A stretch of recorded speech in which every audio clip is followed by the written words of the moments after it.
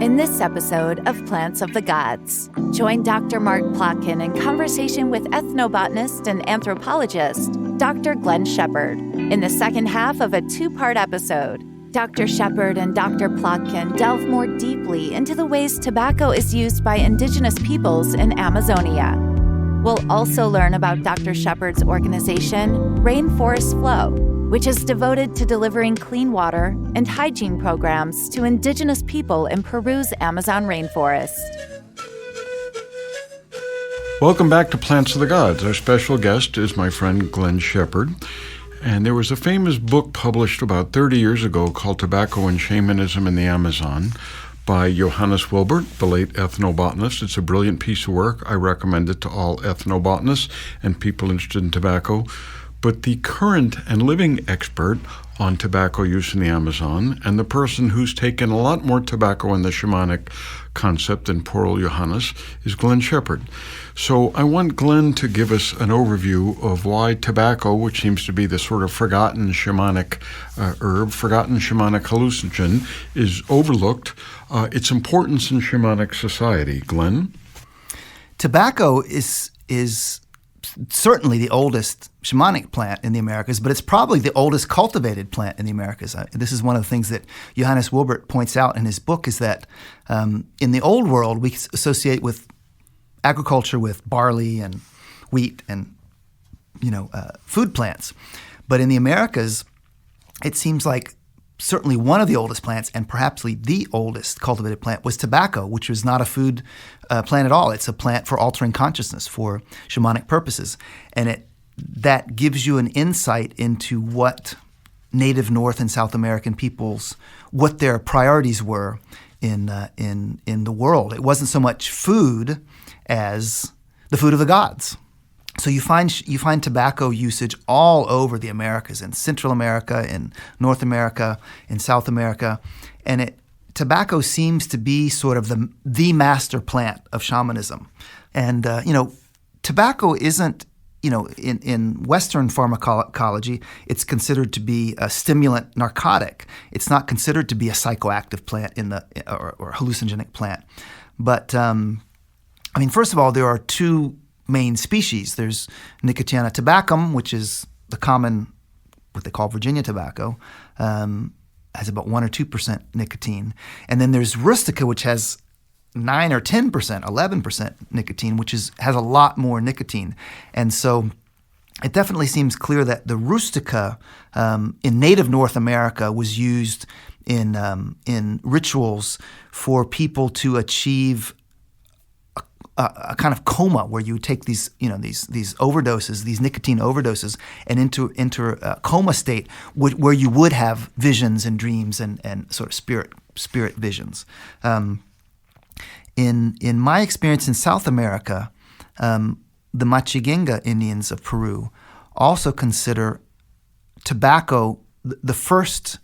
Tobacco was sort of the origin of everything, of the origin of diversity itself. In the Machigenga origin story, there was this kind of trickster / creator god, and he was like Moses. A woman found him in a woman. His name was Yabireri, and a woman found this baby crying in the woods, and was trying to breastfeed him and give him food, and the baby wouldn't take anything. And so she decided, well, let's kill this baby. And she was trying to think of all these ways she could kill the baby. Well, maybe we should throw you off a cliff. Well, if you throw me off a cliff, then my offspring will raise up and throw you off a cliff, and the world will come to an end. Well, maybe we should burn him. If you burn me, then the world will catch on fire, and everything will burn, and the world will come to an end. And every time she goes, this baby talks a lot for a newborn baby. And she goes through all this litany of different ways she wants to get rid of this annoying kid that won't stop crying and won't eat anything. And every time she comes up with a way to kill it, he comes back and says, if you do that to me, then then this will happen to the entire world and everyone will die. I'll smash him with a stone. Rocks will start falling out of the sky and the world will end. And finally she says, let me just poison him with tobacco. And he goes, And so she pours tobacco down his gullet, and he falls into this death-like trance for 3 days and then wakes up fully grown, like a full-grown man. And he basically, tobacco gave him this transformative power, and then he uses that transformative power they call him Tasurinsi, the blowing god. And he uses that transformative power to blow diversity into the world. He starts transforming people into different species of monkeys and birds and animals. And so there's this direct association between tobacco and psychoactive substances and transformation. And so when the Machinga look out into biodiversity and you see a series of monkey species, a series of monkeys, you can tell that they share certain characteristics, the hands and the shape of the bodies.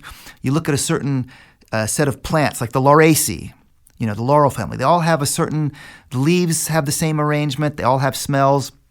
And so the Machinga sort of look out at the natural world, and you see these natural series that, Linnaeus and Leo Darwin would go describe the evolutionary processes that created these series of disjunctions where you can tell the thing that series of similar things is connected in some way. And in the Machinga cosmology, that connection is shamanic transformation. And so what creates a series of diverse botanical or biological beings that are related in some way is shamanic transformation given by tobacco. So tobacco is the master plant that gave the first shaman his transformative powers. Well, what's important to underline in this discussion about tobacco is these two species of tobacco, Tabacum and rustica, are both native to the central Andes. And when Columbus and his band of brigands arrived in the New World in 1492, tobacco was being grown from southern Alaska all the way to Chile. That's about 7,000 miles. That's 3 times the distance from London to Moscow in an age and in a culture where there was no draft animals like horses, there were no wheels, there were no roads. That's how important this was. And the Quiche Maya in the Popol Vuh talk about where a couple of their tribespeople were confronted by the lords of the underworld, and the lords of the underworld challenged them, saying, you have to be able to keep the cigars going all night, otherwise we'll do bad things to you and your culture. And the way these indigenous peoples outsmarted the lords of the underworld was they took fireflies and stubbed them in the end of the cigars so that they gave off this light all night long, and they outsmarted the forces of evil. The Lacandones that still exist in southern Mexico and Chiapas, they offer cigars to the gods.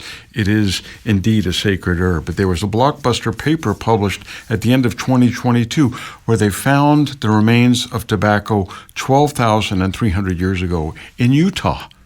That's Wow. not close to the central Andes. So that means that not only were people there longer than 12,000 years, despite the Clovis theory, it also meant that this plant was moved around earlier, presumably thousands of years earlier. But just to your point, Glenn, this idea that tobacco may have been the first cultivated plant before corn.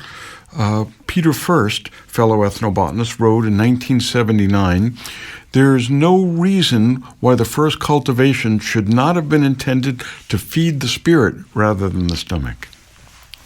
So I want you to share with our listeners the story of the shaman whose tobacco you insulted. Oh, that's an embarrassing story. So I had been working in Yomibato, which is a Machinga native community in Manu National Park, for many years, 12 years, 15 years. And I'd gotten used to the Machinga men share tobacco snuff with one another. It's mostly men sharing with one another, and it's a very intimate ritual. Usually brothers-in-law get together at the end of the day after a long, hard day at work, and one of the men takes this snail shell out of his pouch, and there's a little piece of cloth, and he unplugs it, and the snail shell is full of this fine green powder. And he has a bone, an L-shaped bone made out of curacao bones, and he dips that in, and he'll blow the tobacco snuff into his brother-in-law's nostrils multiple times, and then repeats this 4 or 5 times, and they'll switch places, and then the brother-in-law will blow back at his brother-in-law, and they'll sort of consume this tobacco snuff until they're both, eyes full of tears and green snot running down their nose, and they'll just sort of lay down and in a stupor for 15 minutes or so, 20 minutes at the end of the day.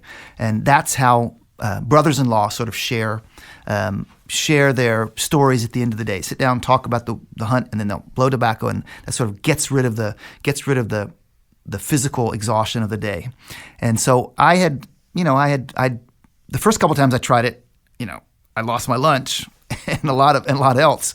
It's very strong stuff, but I sort of got used to it and got used to trading people. People would say, "Oh, give me a knife or a watch," or they weren't using money back then. Give me pots and pans. We would make these trades, and I got used to using tobacco. And this friend of mine, Cesar Abanti, told me. I came up to him one time and I said, "Hey, if you have some tobacco, I'd love to have it." He sort of looks at me, and no one had ever done that before. Usually they were pretty eager to get the knife or the pots and pans or something like that. And he sort of looks at me like sizing me up, and he says, "My tobacco is very expensive." I said, "Well, what do you want? Do you want to? I don't know. What do you have?" And he says, "I'll think about it for a couple of days." And so then, and it just so happens that the Catholic priest from downriver shows up with bags of rice and beans and clothes to give out to the kids, and he's just arriving, coming up the embankment and putting all his stuff in a little communal house, and I was right next door, and up shows Cesar Abanti and says, "Hey, I thought about what you said. I brought you tobacco." And the Catholic priest is like right there, 10 feet away, unloading his camp. And he says, "Let's try it out, because whenever you get tobacco, you instantly have to try it out." And I said, "Well, maybe we could do it inside the little hut over there so the Catholic priest isn't watching me, do this pagan ritual." And so we go over there, and they stick the tobacco bone in.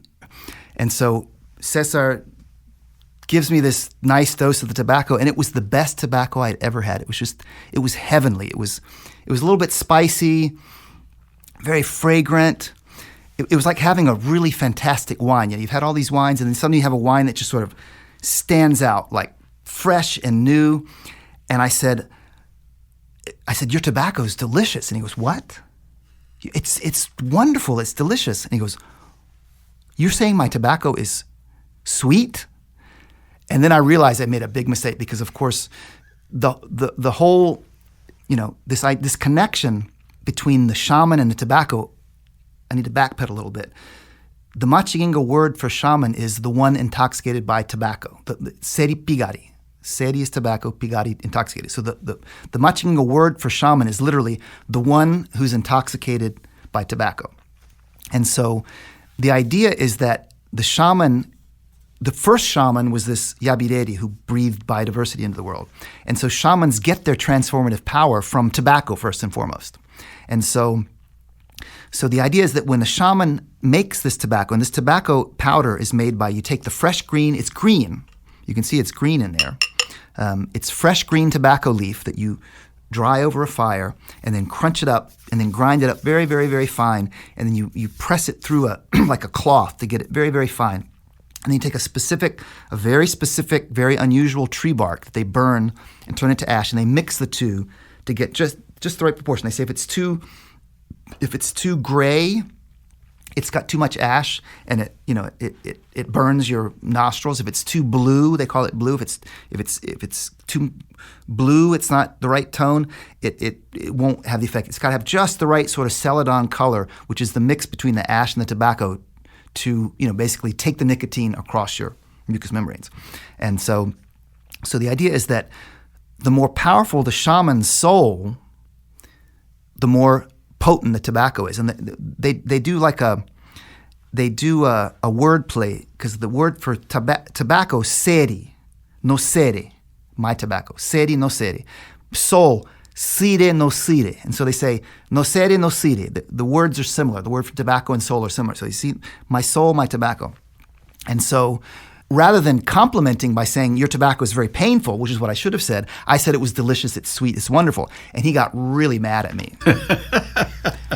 It was one of those stupid faux pas where you're not thinking in the moment. It was like the best wine you've ever had, and you tell the wine owner, I don't know, this is better than Coca-Cola, and the guy goes, "What are you talking about?" How could you insult my wine saying comparing it to Coca-Cola? And so this is what I had done unintentionally. I'd said that his tobacco was delicious, it was sweet, when I should have said it was painful. And a couple nights later, he shows up at the ayahuasca ceremony with a shell full of tobacco and showed me how painful it was. And that's another long story. But there's this whole competition between the Machinga men about, did you try my tobacco? Is it strong? Is it the word for painful is katsi, and katsi refers to physical pain, like when you hurt your arm, something. It's katsi, but it also refers to pungency, like chili peppers and tobacco. So the idea is that the more painful the tobacco is, the better the shaman is. And so people are always, oh, did you try that tobacco? Was it stronger than this one? Is it stronger than that one? And so I unfortunately offended my poor friend by saying how delicious his tobacco was, when I should have just said it was painful. Any ethnobotanist worth his salt has made similar faux pas. It's part of the process. It's part of the discipline. But your efforts to protect these forests and these people and these traditions and these plants and these fungi, Glenn, tell us a bit about Rainforest Flow, how you're trying to make these types of things last for the foreseeable and maybe even the unforeseeable future. Well, Rainforest Flow is an NGO, a small NGO that for the past 18 years, almost 20 years, has been putting in water and sanitation projects into indigenous villages in Manu National Park. Now, when I first heard about this project, Nancy Santula is the executive director. She went to Peru in around 2000, looking for really spiritual guidance, sort of the same kind of thing. She had fallen. She's a professional photographer. She worked in L.A. She was taking pictures of Tyra Banks and Cameron Diaz and Anthony Hopkins. She was a big-time L.A. photographer, but she fell ill, and she realized that her illness had a spiritual component. And her spiritual guru told her, go south. And she said, what do you mean, like Georgia? And he goes, further south. So she wound up in the Amazon, took ayahuasca, and ended up working in this village, Wakaria, where I'd also worked, Machinga Wachipaidi village. And talking with the shaman there, was trying to figure out ways to help the community. And her first project was to help children get tutoring for high school. But then she realized that the problems were much deeper than just high school and learning. It had to do with the health, basic health. And so she created a project to create clean water facilities and bathroom facilities, because the kids were loaded with parasites. There was a lot of diarrhea. And so she called me in 2001 to work on the project. And at this point, I'd been a lot of Westerners, because I was sort of known. I spoke Machinga. I ended up learning Machinga very well. I worked in a lot of the communities. And so a lot of development kind of project people would go to, we want to help indigenous peoples in Manu. You got to talk to Glenn. He knows the people. He knows the language. And so a lot of NGOs would come and contact me. We want to do a project on this or that, or nutrition. And in my experience, those projects were very short-sighted, and they didn't have a long view in mind. And the people would come and they would promise the world to the people, and they'd be there for 2 or 3 months, and then they get sick and they go back and they never come back. And the indigenous people were just sick of these gringos who would come. They would promise them the world. They would take a bunch of pictures and they would vanish. And so at first, I sort of treated Nancy and her project at arm's length, because I didn't know that she's going to stick with it. But she stuck with it, and I ended up helping do the first water sampling in this village. And I said, why do we assume that they need clean water? I mean, we use all these water filtration, but they're living in the forest. The Amazon's the largest source of clean water in the world. Do they really need to be tied down by these sinks and water treatment plants, stuff like that? Prove to me that they need clean water. And so Nancy sent me to Wakaria village, and I took water samples. And the curious thing was the village already had a water like it wasn't a water, it was just a water system. The government had installed the system that took filthy water from the alongside the road and put it into a tank and just piped it straight to the houses without any treatment. And that water pipe that pipe water system reached about half the village. And then there was a bunch of people across the river who didn't want to take the water across the river. So so about 16 houses had water in this sector, and then the sector across the village was just using stream water.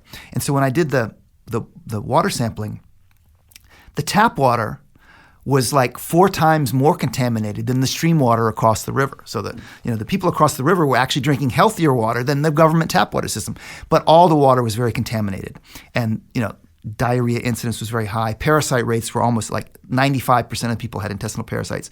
And so the experience convinced me that yes, clean water in this particular village could be very helpful. And so she raised money. She created this slow sand filtration system that uses rock and sand to create a natural aquifer in tanks. So you can, without any chlorine or any additions, you can get water as pure as this water here with a very simple process. Gravity flow. There's no pumps. There's no gasoline. It's a very simple system, and the incidence of diarrhea and parasites just plummeted like overnight within a matter of months and years. And so seeing how much this water system helped this one village, I said, we got to do this in my village. The villages where I work, Taikoma and Yamawata, way up in the year before, I think 13 children had died 11 or 13 children had died in 1 year of diarrheal diseases. I said, we got to get this water system to these other villages. And so over the years, we've expanded the project, put water systems, water filtration systems, and school bathrooms in multiple villages. And we're really seeing an impact in terms of drastically decreasing diarrheal diseases. You don't get rid of intestinal parasites because there's an environmental level of, there's environmental parasites are hard to deal with. But just the fact that people have clean water to wash their hands really reduces the transmissions of the environmental parasites. And then you're seeing this just tremendous improve in hygiene, because before people would bring water from the stream and you carry all this heavy water, buckets or gourds up, and you sort of conserve it, and so you reuse a little bit of water to wash your hands. And so you go back to the villages after they have this water project, and suddenly all the kids are clean, and diarrhea is down by like 90% or something like that. So what's the website for people that want to help? It's called rainforestflow.org. Okay. And it's a remarkable project, and the beautiful thing about it is that rather than being one of those NGOs that sort of comes in and installs the infrastructure and then vanishes, the idea is that the indigenous people work with the NGO over a number of years to learn how to repair and maintain the systems so that they can run it by themselves, into the future. And then the communities that have gotten the water from Rainforest Flow have then gone on and told their neighbors, this is a great project, let's do more of it. Very good. Well, we're going to put that in the show notes, and I hope everybody will join me to support Rainforest Flow. I'm making a commitment here and now. I'll write the first check. Great. And, just before we close on that, when I got my first grant to go to the Peruvian Amazon, when I graduated from Princeton in 1987, and Eva Curie Labuis, she's Marie and Pierre Curie's daughter, who wrote the definitive biography about her mother. Eve Curie married Henry Richardson Labuis, who was a Princeton graduate who was head of UNICEF for many, many years. And they traveled around the world, building wells in Africa and, trying to help children around the world. And so when Henry Richardson Labuis died, his sons, who are also Princeton graduates, created a fund to basically fund a graduating senior from Princeton who wanted to go work in the developing world on some project. And so I wrote my project. I graduated, and I wrote my project to go. My project was to go to Peru and use ethnobotany, recover medicinal plant knowledge to help the Machigenga Indians of Manu have a better health through combining traditional medicine and Western medicine. And I had dinner with Eve. She was a wonderful, wonderful, wonderful lady, Eve Curie Labuis. And we had this wonderful dinner. And she said to me, I really liked your project. This idea of combining Western medicine and traditional medicine is very intriguing. But sometimes something as simple as clean water can transform the health of a village. And just think about that in the future. My husband and I, we put these wells in Africa, and lo and behold, 15 years later, Nancy Santulo shows up in my life, and here I am working in Rainforest Flow, on this legacy of water as a way of improving health. Very shamanic. So, Glenn, you call yourself an ethnobotanist, as do I, but I think, at least I hope, our perspective is much broader. And proof of that is in your experience with piri-piri and ergot, which I think will be part of your legacy. Can you share with us your story about solving the mystery of piri-piri that ethnobotanists had struggled to figure out for decades until you came along? Well, I can't claim all the credit. I mean, Tim Plowman is really the one who sort of figured it out. But kind of like the case for Bina plants that we talked about a little bit earlier in Guyana, piri-piri is a group of cultivated plants in Peru. They're in the cypress family. They're called sedges or nutgrass. The botanical name is cyperus. And they are indigenous peoples all over the Amazon raise dozens and dozens and dozens of varieties, these cultivated sedges. And they're like little grasses, and they have little roots that are kind of like ginger roots in the ground. And indigenous peoples throughout the Amazon use them for just about anything you can think of. There's a variety for snakebite. There's a variety for arrow wounds. There's a variety to have lots of children. There's a variety to have only one child every 5 years. There's a variety to never have another child. There's a variety to be a better singer. There's a variety to be a better hunter for spidey monkeys. There's a variety to be a better fisherman. There's even a variety in the Machinga use a variety during the Sendero Luminoso dangerous years in Peru. There was a variety called Soldado Benki, the soldier piri-piri, that you used to go through military checkpoints without being searched. Without your bags being searched. So it's there's one very strange thing about this plant. It's the most important medicinal plant probably in the Amazon. I call it the ginseng of the Amazon. It's the most important medicinal plant of the Amazon. It's extremely widespread, multiple indigenous groups, and many, many, many medicinal uses. And this excess of medicinal uses, as was the case with the Bina plants, the charm plants in Guyana, ethnobotanists considered this to be, well, if they're using the same species of plants for 10 different things, it's all just superstition, it's all just symbolism, it's not real. And so the curious thing was, when I collected it, I could never get a flower. I collect this thing and it would come back Cyperus sp. And the botanist said, give us some flowers, we can't do anything about the flowers. And the plant simply doesn't have flowers, because when you look at it, a wild cypress has a big sort of fluffy seed pod, kind of like grass, like when grass goes to seed, it's got this big fluffy seed pod. Whereas the cultivated cyperus species that the Machinga use in their gardens, instead of having that tuft of seeds, they've got this little white button. And the Machinga word for that plant, ibenkiki, refers to that white button. Penki means like a little white button. So instead of a flower, it's got this weird button. And as I started researching it, I came across this paper by Tim Plowman and Keith Clay. And basically, they had found that the cultivated sedges, cultivated piri-piri in Ecuador, were loaded with ergot alkaloids. So basically, this plant, what I read about from Keith Clay was that naturally occurring sedges throughout the Southwest in the United States, they're infected by this endogenous fungus species from the Claviceptaceae family, the same family as ergot. Ergot being the fungus that would infect rye grain in Europe and in the Middle Ages. And when people ate rye-infected grain, they would hallucinate. Their arms would become gangrenous. It was called St. Anthony's fire, this disease which caused hallucinations, gangrene, abortions. And it's called ergot. Ergotism is the name of the disease caused by eating this infected rye, because the fungus produces this toxin, ergotoxins, that cause vasoconstriction, the blood vessels shrink, you get gangrene, it causes hallucinations. And it was exactly the ergotoxins that Albert Hofmann was studying at Sandoz Laboratories. I think Sandoz was looking for birth control pills or headache remedies. They were looking at the medicinal uses of ergot when the famous bicycle day, when Hofmann accidentally ingested ergot toxins, LSD, and discovered the 25th variety, hence the name LSD 25. LSD 25, 25th ergot. And so these ergot toxins are full of multiple alkaloids. And this is exactly the same group of fungi that infects sedges. Now, in natural populations, the sedge infection, the fungus infection occurs at low rates.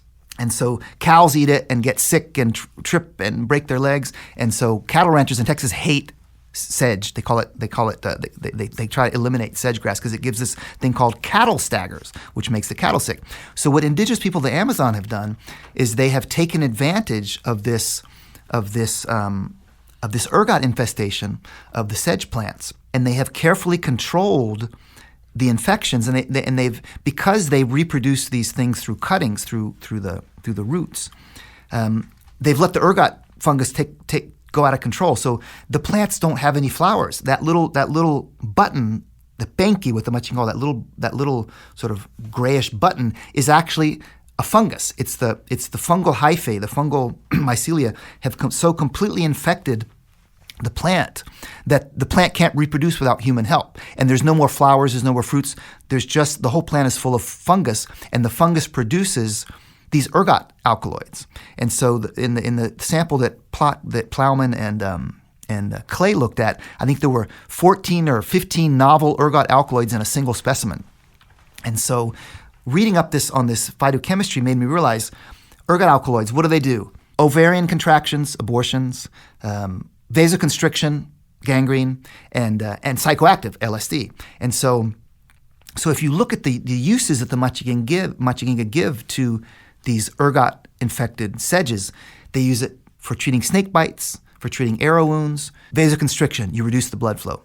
They use it to have more children, to have less children, ovarian contractions. And so, and then of course they use them for hunting, for singing, for psychological illnesses. That's taking advantage of the psychoactive properties of the ergot alkaloids. And so what I think is happening is that each one of these 12 or 15 or 20, several dozen cultivated varieties, each of those varieties has a unique cocktail of ergot alkaloids that balance each other out between the vasoconstriction and the ovarian contractions and the psychoactive properties to have these multiple